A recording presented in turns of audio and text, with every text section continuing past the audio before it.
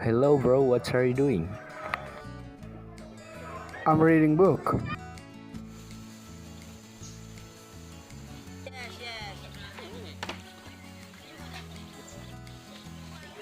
How often do you read book?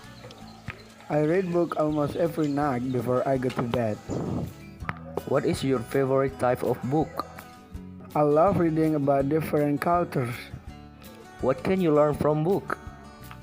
Books can broaden my horizon about thousands of things around the world, and books are also my best friend.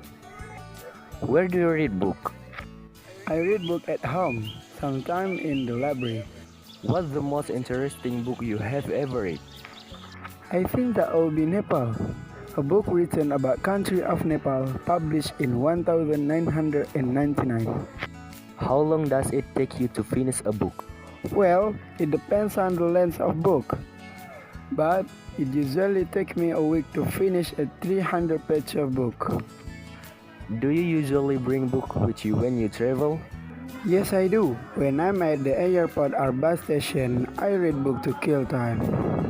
Is there any bookstore or library in your area?